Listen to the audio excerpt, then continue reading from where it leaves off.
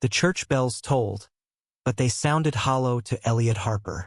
He stood at the altar, his tailored suit clinging to his trembling frame, the weight of 1,000 eyes pressing into him.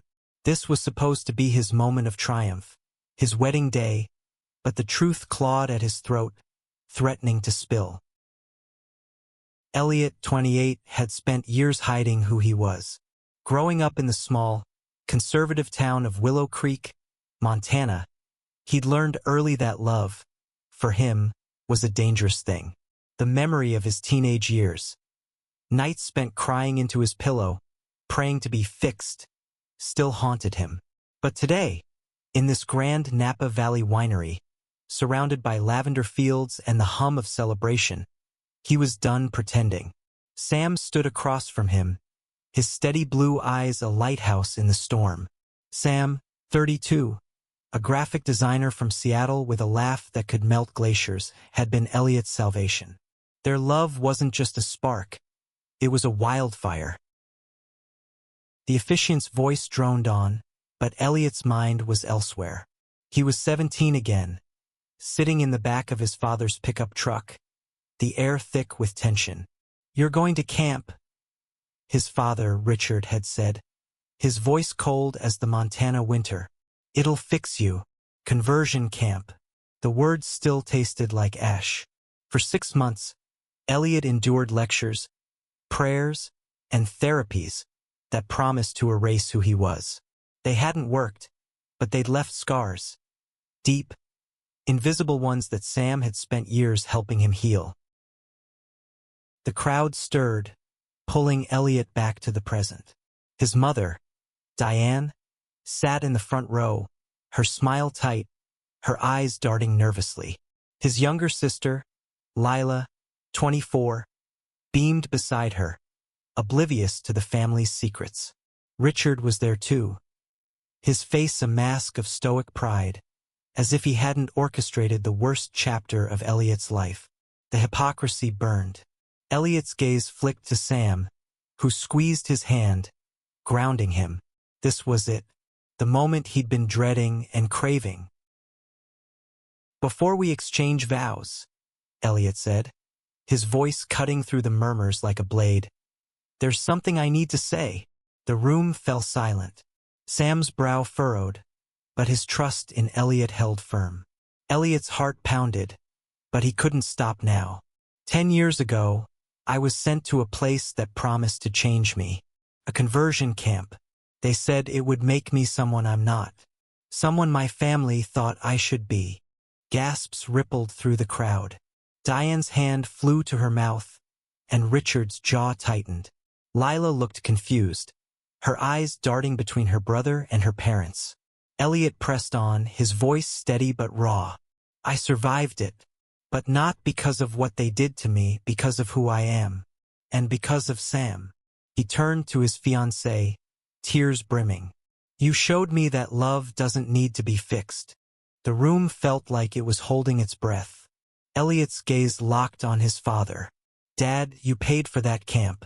You thought it would save me, but it almost destroyed me." The words hung heavy, a truth too long buried. Richard's face drained of color, but he didn't look away. Diane's sobs broke the silence, soft but piercing. Lila reached for her mother's hand, her expression a mix of shock and dawning realization. Sam stepped closer, his presence a quiet strength. "Elliot," he whispered, "you don't have to do this alone." But Elliot shook his head. This was his fight, his truth. He turned back to the crowd, his voice rising. "Today isn't just about love. It's about honesty, about owning who we are, no matter who tries to tell us otherwise." The officiant, a kind-eyed woman named Maria, cleared her throat, sensing the tension. "Shall we continue?" she asked gently. Elliot nodded, but the air had changed. The guests were no longer just spectators. They were witnesses to something raw, something real.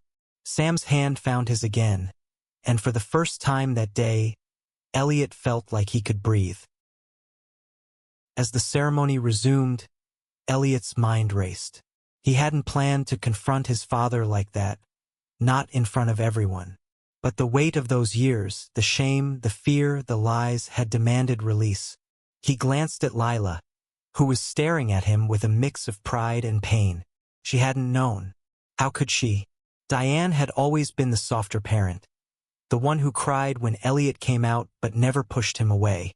Richard, though, he'd been the architect of Elliot's suffering. The vows came next, and Sam's words were like a bomb. "Elliot, you are my home," he said, his voice steady but thick with emotion. "No matter what the world throws at us, I choose you. Every day, every fight, every moment." Elliot's throat tightened as he recited his own vows, promising to love Sam fiercely, unapologetically. The crowd clapped, some with tears in their eyes, others with hesitant smiles.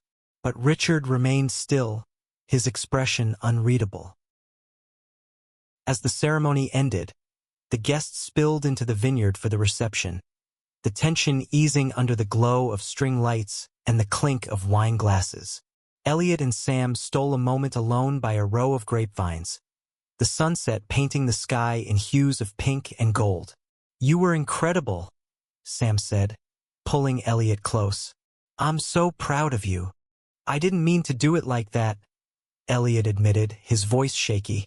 "But I couldn't keep it in anymore." Sam kissed his forehead. "You did what you needed to, and I'm here, no matter what happens next." What happened next was chaos. Lila approached, her eyes red but fierce. "Why didn't you tell me?" she demanded, her voice breaking. "I would have fought for you, Elle. I would have done something." Elliot pulled her into a hug, his own tears falling. "I didn't want to burden you," he said. "You were just a kid." Diane joined them, her face a mask of guilt. "I didn't know how bad it was," she whispered. I thought it was what you needed."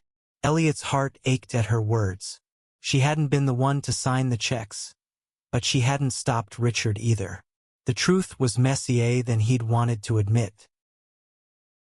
Richard stood at a distance, watching but not approaching. Elliot knew this wasn't the end of their story. The confrontation had cracked something open, and there was no going back. As the music started and guests began to dance, Elliot felt a strange mix of relief and dread. He'd told his truth, but the fallout was just beginning. The reception was in full swing, the vineyard alive with laughter and the soft strum of a guitar. Elliot and Sam moved through the crowd, accepting congratulations, their hands never far from each other. But the weight of Elliot's speech lingered, a shadow over the celebration. Guests whispered, some in support, others in judgment. Elliot could feel their eyes, but he refused to shrink. Not tonight. Lila stuck close, her usual bubbly energy replaced by a quiet intensity. "I need to talk to Dad," she said, her voice low but determined. Elliot hesitated. He'd opened the wound, but Lila was ready to dig deeper. "Be careful," he warned. "He's not going to like it." Lila's lips pressed into a thin line. "He doesn't get to hide from this." She found Richard by the bar, nursing a whiskey. The man who'd once loomed so large in Elliot's life looked smaller now, his broad shoulders hunched. Lila didn't waste time. "Why didn't you tell me about the camp?" she asked, her voice sharp enough to cut through the music. Richard's eyes flicked to her, then away. "It was a long time ago," he said gruffly. "We thought we were helping him." "Helping?" Lila's voice rose, drawing glances. "You sent him to a place that tried to erase him. How is that help?" Richard's jaw clenched, but he didn't answer. Lila pressed on. "Did you even ask him what it was like? Did you care?" Richard slammed his glass down, the sound sharp. "Enough, Lila. This isn't the place." But Lila wasn't backing down. "No, Dad. You don't get to decide that. You hurt him. You hurt us." Her voice cracked, and Elliot, watching from a distance, felt his chest tighten. He wanted to intervene, to protect Lila from their father's coldness. But Sam's hand on his arm stopped him. "Let her do this," Sam murmured. "She needs it as much as you did." Across the vineyard, Diane was cornered by Maria, the officiant, who'd seen the family's tension. "Your son is brave," Maria said gently, "but he's carrying a lot. Are you okay?" Diane's eyes welled up. "I didn't know," she said, her voice barely audible. "I thought Richard was doing what was best. I trusted him." Maria nodded, her expression kind but firm. "Maybe it's time to trust Elliot instead." As the night wore on, Elliot and Sam took to the dance floor, their first dance as husbands. The song was soft, a cover of "Can't Help Falling in Love," and for a moment, the world melted away. Sam's arms were warm, his breath steady against Elliot's cheek. "We made it," Sam whispered, and Elliot smiled, though his heart was still racing. The crowd cheered, but Elliot's eyes kept drifting to his family. Lila was still arguing with Richard, her hands gesturing wildly. Diane sat alone, her face buried in her hands. The dance ended, and Elliot's best friend, Javier, a 30-year-old photographer from San Francisco, pulled him aside. "Man, that was some speech," Javier said, his dark eyes serious. "You okay?" Elliot nodded, though he wasn't sure. "I had to say it," he said. "For me. For Sam." Javier clapped a hand on his shoulder. "You're a badass, Harper. Always have been." But the night wasn't done with its surprises. As Elliot and Sam cut the cake, Richard approached, his face a storm of emotions. "We need to talk," he said, his voice low. Elliot's stomach dropped. Sam stepped forward, protective, but Elliot shook his head. "Okay," he said. "Let's talk." They moved to a quiet corner of the vineyard, the music fading behind them. Richard looked older in the dim light, his eyes heavy with something Elliot couldn't name. "I didn't know it would hurt you," Richard said, his voice rough. I thought I was saving your soul." Elliot's laugh was bitter. "My soul didn't need saving, Dad. It needed you to love me." Richard flinched, and for the first time, Elliot saw something crack in his father's armor. "I was wrong," Richard said, the words sounding like they'd been ripped from him. "But I don't know how to fix it." Elliot's throat tightened. He'd waited years for an apology, but now that it was here, it didn't feel like enough. "You can start by listening," he said. "Really listening." Richard nodded, but the distance between them felt vast. As they returned to the reception, Elliot caught Lila's eye. She gave him a small, fierce nod, as if to say she wasn't done fighting. The night stretched on, the celebration a mix of joy and tension. Elliot and Sam danced again, their love a quiet rebellion against the pain of the past. But the truth was out, and the family was unraveling. The vineyard glowed under the stars, but the warmth of the night couldn't touch the chill in Elliot's heart. His father's half-apology lingered like a bruise, tender and unresolved. Sam, ever his anchor, kept him grounded, their hands brushing as they mingled with guests. But Elliot's mind was on his family, the fractures now laid bare. Lila was relentless. She cornered Diane next, her voice low but urgent. "Mom, you knew about the camp. Why didn't you stop it?"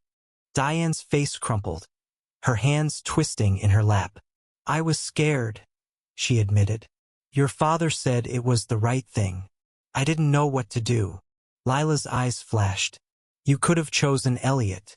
You could have chosen your son." The words hit like a slap, and Diane's tears fell freely now. Elliot watched from a distance, torn between anger and pity. His mother had been complicit, but she wasn't the mastermind. That role belonged to Richard.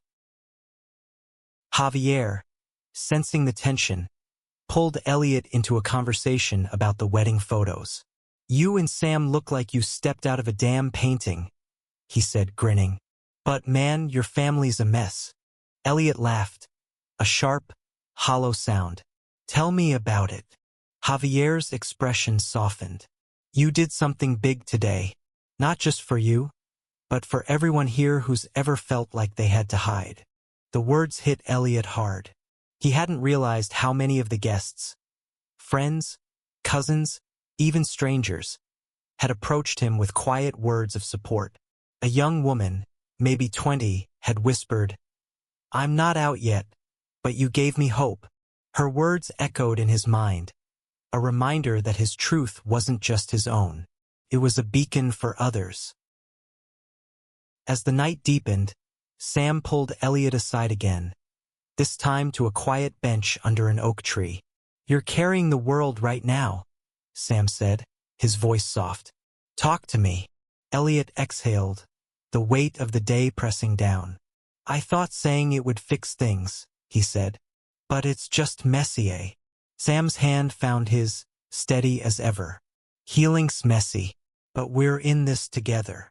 Their moment was interrupted by Lila, who stormed over, her face flushed. "Dad's leaving," she said, her voice tight. "He's dodging us." Elliot's stomach twisted. He'd known his father wouldn't face the truth head-on, but the cowardice still stung. "Let him go," Elliot said, though the words felt heavy. "He's got to live with himself now." But Lila wasn't ready to let go. She marched toward the parking lot, Elliot and Sam trailing behind. Richard was at his car, his movements hurried, as if he could outrun the night. "Dad," Lila called, her voice sharp. He froze, his hand on the door. "You don't get to just walk away," she said. "Not after what you did." Richard turned, his face a mix of anger and shame. "I said I was wrong," he snapped. "What more do you want?" Lila's laugh was bitter. "I want you to mean it. I want you to look at Elliot and see him, not some version you think he should be." Richard's eyes flicked to Elliot, and for a moment, something softened in his expression. But then he climbed into the car and drove off, the taillights fading into the night. Elliot felt the loss like a punch. Sam's arm wrapped around him, steadying him. "He'll come around," Sam said, though his voice held doubt. Lila wiped her eyes, her anger giving way to grief. "I'm sorry, Elle," she said. "I should have known. I should have been there." Elliot pulled her into a hug, his own tears falling. "You're here now," he said. "That's enough." The reception continued, but the energy had shifted. Guests danced and laughed, but Elliot's family was a quiet storm. Diane approached, her face pale. "I want to make this right," she said, her voice trembling. "I don't know how, but I want to try." Elliot nodded, too tired to respond. The truth had set something free, but it had also broken something else. As he and Sam returned to the dance floor, the weight of the night settled into his bones.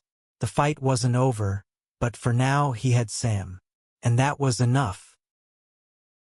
The morning after the wedding, the vineyard was quiet, the remnants of the celebration scattered in empty glasses and wilting flowers. Elliot and Sam sat on the patio of their rented cottage, coffee steaming in their hands. The weight of the previous night clung to them, but the dawn felt like a fresh start. "We're married," Sam said, his smile soft but radiant. Elliot laughed, the sound lighter than he'd expected. "Yeah, we really did it." But the peace was short-lived. Lila texted, asking to meet. She arrived with Diane, both looking like they hadn't slept. "Dad's gone back to Montana," Lila said, her voice flat. "He wouldn't talk to me." Diane's eyes were red, her hands fidgeting. "I called him this morning," she said. "He's struggling, but I told him we need to face this as a family." Elliot's heart twisted. He wanted to believe his mother, but years of silence made trust hard. "What does that mean, Mom?" he asked. "Facing it." Diane hesitated, then reached for his hand. "It means I'm done being quiet. I'm done letting your father decide what's right. I want to understand, Elliot. I want to be better." Her words were a start, but they didn't erase the past. Elliot nodded, his throat tight. Okay, he said, but it's going to take time. Lila chimed in, her voice fierce. And Dad needs to step up. He can't just run away. Sam, ever the peacemaker, squeezed Elliot's shoulder. One step at a time, he said. You've already changed things, Elle. You've given them a chance to change too. The rest of the day was spent packing for their honeymoon. A quiet trip to the Oregon coast, where they'd rent a cabin and escape the world for a week. But the shadow of Richard's absence loomed. Elliot couldn't shake the image of his father driving away, the taillights a symbol of everything left unsaid. Sam noticed his distraction and pulled him close. He's not your responsibility, Sam said. You've done your part. Now let him do his. Back in Willow Creek, Richard sat in his study, the room dim and heavy with silence. The wedding had shaken him, but he wasn't ready to admit how deeply.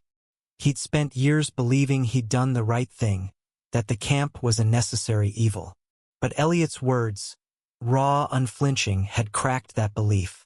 He pulled out an old photo of Elliot as a boy, smiling wide at a fishing trip. Richard's chest ached. He hadn't meant to hurt his son, but he had. Meanwhile, Lila was on a mission. She'd spent the morning researching conversion camps, her anger growing with every article she read. The stories of trauma, of lives broken by therapy, mirrored what Elliot had hinted at. She called Javier, who'd stayed in Napa, to edit the wedding photos. I need your help, she said. I want to do something for Elliot. Something big. Javier, always up for a cause, agreed to meet her later that week. As Elliot and Sam drove to Oregon, the tension of the wedding began to fade. The coastal highway stretched before them, the ocean a vast, glittering promise. They stopped at a cliffside lookout, the wind sharp and salty. This is where we start, Sam said, his arm around Elliot. Just us. Elliot leaned into him, the weight of his truth lighter now, shared between them. But back in Napa, Lila and Diane were planning. Lila had an idea, a public apology, a gesture to show Elliot they were serious about change. Diane was hesitant, wary of the attention, but Lila's fire was contagious. He deserves it, Lila said, and we owe it to him. As they brainstormed, the seeds of reconciliation were planted, fragile but growing. Elliot didn't know it yet, but his courage had sparked something bigger than himself. The Oregon coast was a sanctuary, the crash of waves a steady rhythm that soothed Elliot's soul. He and Sam spent their days hiking rugged trails and their nights curled up by the cabin's fireplace, the world reduced to just them. But the past wasn't done with them. On their third day, Lila called, her voice brimming with excitement. We're planning something for you, she said. Don't ask questions. Just be ready when you get back. Elliot was wary, but Sam's grin was infectious. Let them surprise you, he said. They're trying. Elliot nodded, though doubt lingered. His family had let him down before. Could they really change? Back in Willow Creek, Richard was unraveling. The photo of young Elliot sat on his desk, a constant reminder of his failure. He'd avoided Lila's calls, but her last message, a voicemail, her voice trembling with anger and love, had broken something in him. You can still make this right, Dad, she'd said. But you have to try. He spent hours online, reading about conversion camps, the damage they caused. The truth was uglier than he'd ever allowed himself to see. Lila and Diane, meanwhile, were working with Javier to organize a community event in Napa. They called it Truth and Love, a gathering to honor Elliot's courage and raise awareness about the harms of conversion therapy. Lila reached out to local activists, her passion drawing them in. Diane, though nervous, wrote a speech, her words raw and honest. I failed my son, she admitted in her draft. But I won't fail him again. When Elliot and Sam returned to Napa, they were greeted by a crowd at the vineyard. Lila had transformed the space, with banners and candles creating a warm, inviting glow. The sign from their wedding, the one with love's truth sets them free, stood at the entrance, a symbol of their journey. Elliot's breath caught as he saw his mother take the stage, her voice shaky but clear. "I'm here because of my son," Diane said, her eyes finding Elliot in the crowd. "I didn't understand him, and I let fear guide me. I was wrong. Conversion camps don't fix people, they break them. And I'm so sorry, Elliot, for my part in that." The crowd was silent, the weight of her words sinking in. Elliot's eyes burned, Sam's hand steady in his. Lila spoke next, her voice fierce. "My brother is the bravest person I know," she said. "He told his truth, and now it's our turn. We're here to say that love is love, and no one should be punished for who they are." The crowd erupted in applause, and Elliot felt something shift inside him. This wasn't just an apology, it was a promise. The surprise came when Richard stepped onto the stage. The crowd hushed, and Elliot's heart stopped. His father looked small, vulnerable, but his voice was steady. "I thought I was protecting my son," he said. "I was wrong. I sent Elliot to a place that hurt him, and I'll carry that shame forever. But I'm here to say I see him now. I see you, Elliot, and I'm proud of you." Elliot's knees buckled, and Sam caught him, tears streaming down both their faces. The crowd cheered, but Elliot barely heard it. He crossed the stage in a daze, and when Richard opened his arms, Elliot hesitated, then stepped into them. The hug was awkward, tentative, but it was a start. "I love you, Dad," Elliot whispered, the words a bridge over years of pain. The event ended with music and stories, survivors of conversion camps sharing their truths. Elliot and Sam stood together, their love a quiet strength. The road to healing would be long, but they weren't alone. Lila, Diane, and even Richard had taken steps toward change, and the community around them was listening. As the night ended, Elliot looked at Sam, his husband, his home. "We did this," he said, his voice thick with emotion. Sam smiled, brushing a tear from Elliot's cheek. "You did this," he said, "and it's just the beginning." The stars above the vineyard shone bright, and for the first time, Elliot felt truly free.